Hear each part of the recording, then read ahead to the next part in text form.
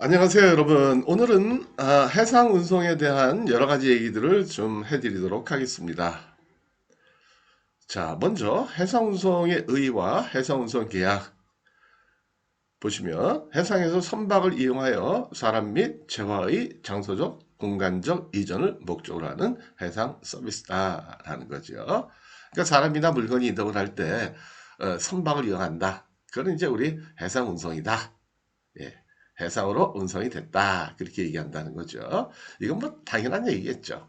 자, 근데 우리가 무역에서 물품을 운송할 때는 정기선 운송과 부정기선 운송이 있다는 거예요.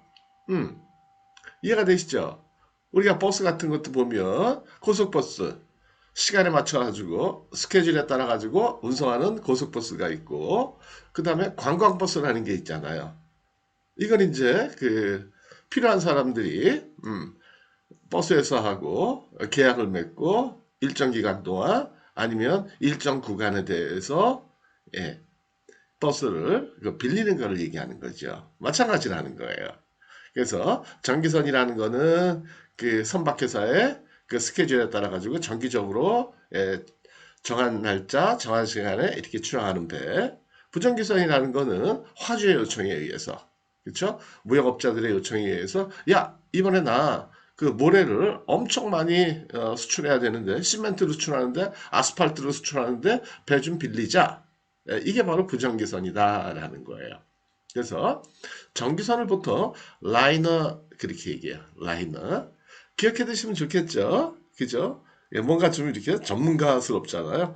라이너. 이번에 우리 물건 라이너에 실어야지. 부정기선이면요. 트램퍼. 트램퍼로 운송해야지. 그쵸? 뭐가 좀 있어 보이죠? 자, 여기서 비교해 볼게요. 전기선과 부정기선. 어떠한 그 차이점이 있느냐? 자, 우선 그 전기선에 물건을 실었다. 예를 들어서 20피트 컨테이너 하나 물건을 싱가포르로 보낸다. 그랬을 때는 계품 운송 계약을 체결하면 돼요. 계품 운송 계약.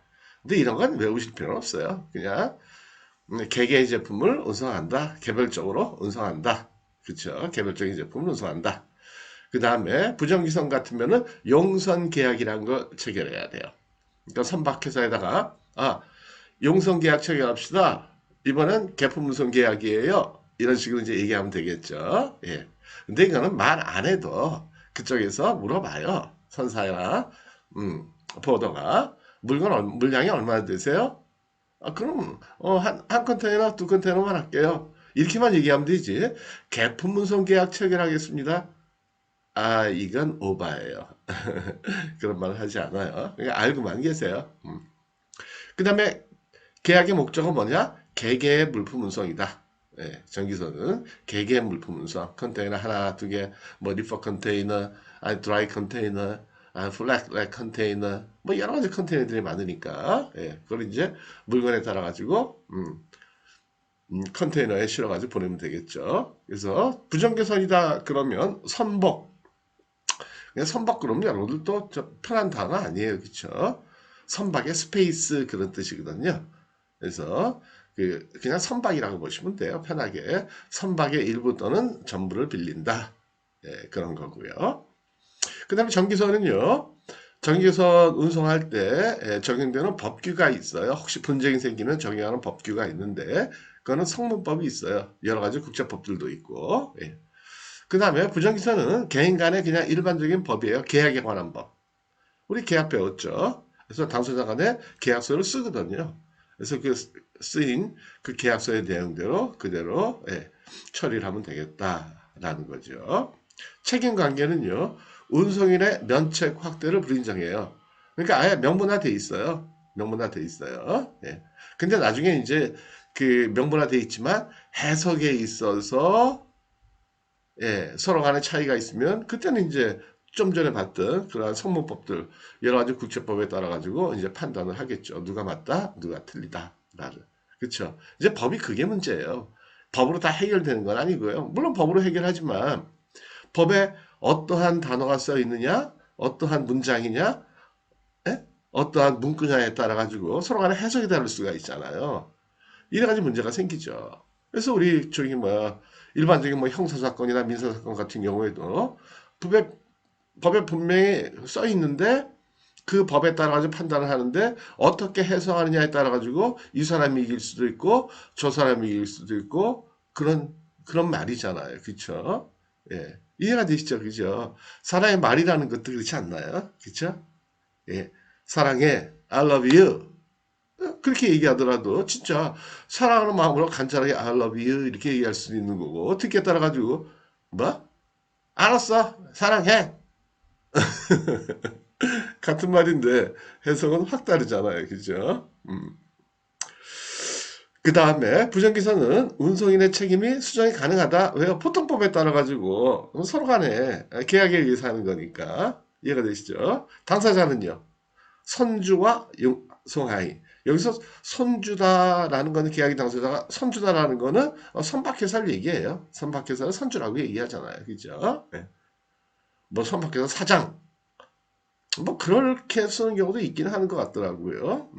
뭐 아랍의 유명한 선주다 이 사람이 그렇게도 얘기하지만 보통 선박회사와 그 다음에 송화인 송화인이라는 건 뭐예요?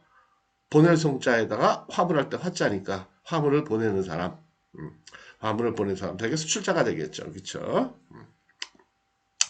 그래서 선주와 송화인이 계약을 한다.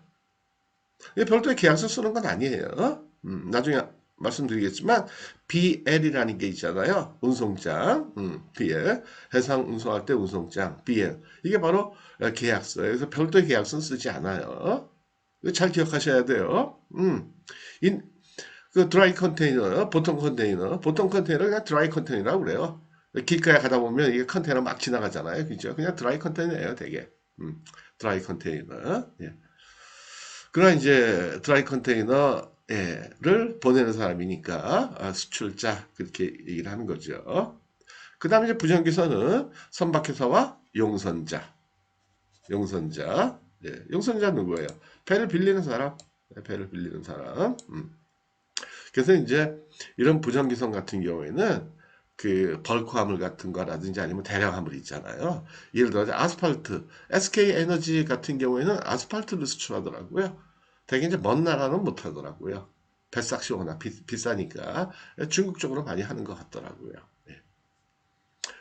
예전에 제가 그 SK 쪽 그 계약서 이런 걸 좀 검토하는 용역을 좀 했었거든요. 그래서 그때 보니까 그런 것 같아요. 저도 그때 처음 알았어요. SK에너지가 아스팔트 수출한다는 거는. 자, 그 다음에요. 화주는 누구냐? 화물의 주인은 불특정 다수가 되겠죠. 그쵸? 컨테이너 하나가 얼마나 크냐면요. 컨테이너 선박이요. 큰 거는 지금 3만 TEU가 넘어요. 3만. 어느 나라에서 만들었을까요? 퀴즈. 자랑스럽게도 대한민국 여기서 만들었어요. 우리가 만들었어요. 3만 TEU라 그러면 뭐냐면 TEU라는 거는 20피트 컨테이너 하나를 1TEU 그렇게 얘기해요. 그러니까 20피트 컨테이너가 3만 개, 동시에 3만 개 이상을 실을 수 있다는 거예요. 상상이 되세요? 3만 개?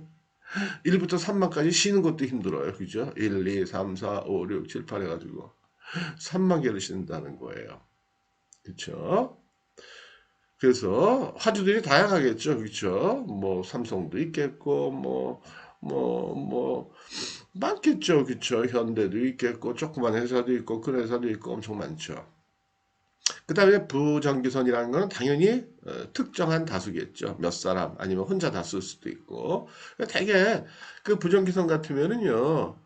일단 자동차 뭐 이런 것들 있잖아요. 자동차 수출할 때 그 다음에 모래나 장안이나 시멘트나 뭐 아스팔트나 아니면 뭐 농산물 같은 거 이런 것들 대량으로 나갈 때 뭐 그런 거죠. 그 다음에 화물의 종류를 보면 전기선은 자파와 같은 비교적 작은 화물들이에요. 소량의 화물들. 그쵸? 되게 이제 배에다 실을 때는 컨테이너에다 싣는 거예요. 그건 아시죠?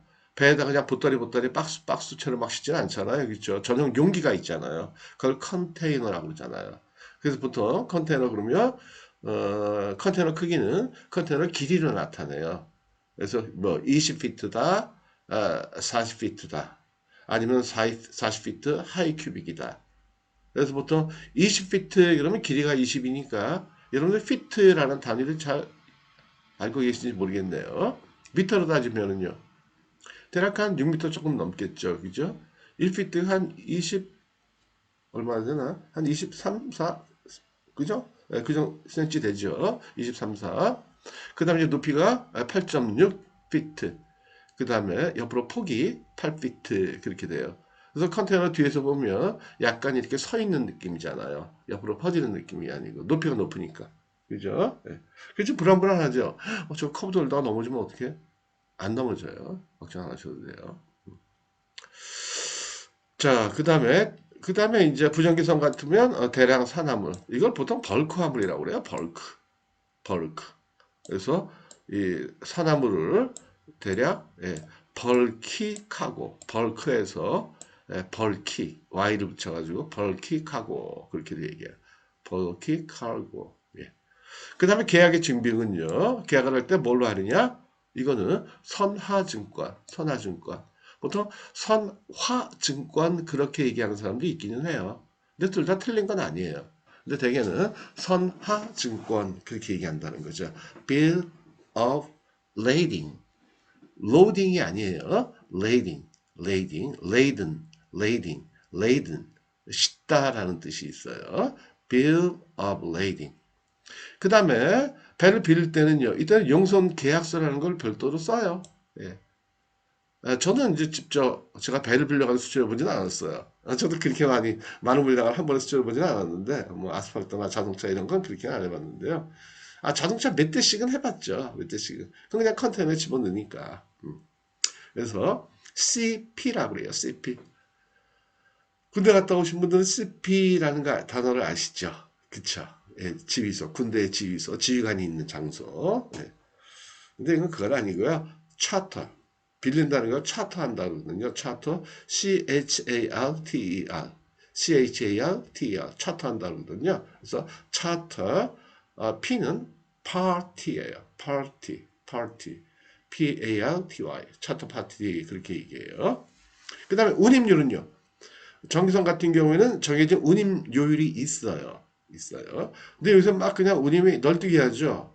그렇죠. 코로나 때 한참 올랐다가 평소보다 한 5배까지 올랐었어요. 그 다음에 또 뚝 떨어졌어요. 요새는. 떨어졌다가 요새는 또 살살 오르는 것 같기도 하고요. 네. 그 다음에 부정기소는 철저하게 계약에 의해서 얼마에 합시다. 그 용선을 할 때는 배를 기간으로 빌릴 수도 있어요. 뭐 1년 동안 빌릴게요 할 수도 있고 아니면 이번에 서울부터 롱비치 항구까지 한 번만 가는 거 빌릴게요. 그렇게 할 수도 있고요. 그 다음에 배를 빌릴 때도 배만 빌릴 수도 있고요. 아니면 사람까지 뭐 선장이나 기관사, 서빙하는 사람, 요리사 이런 사람들을 같이 빌릴 수도 있고 마찬가지예요. 그죠? 우리 차 빌릴 때도 그렇잖아요. 렌트카 할 때도 기사도 같이 빌릴 수도 있어요. 근데 대개 렌트카 할 때는 차만 빌리잖아요. 근데 기사도 좀 빌릴게요. 그럼 빌릴 수 있어요. 마찬가지예요. 네. 그래서 오픈 레이트다. 그 다음에 운임률이 있다.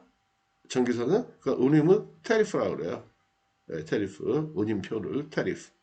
그 다음에 운임 조건은요. 벌스텀.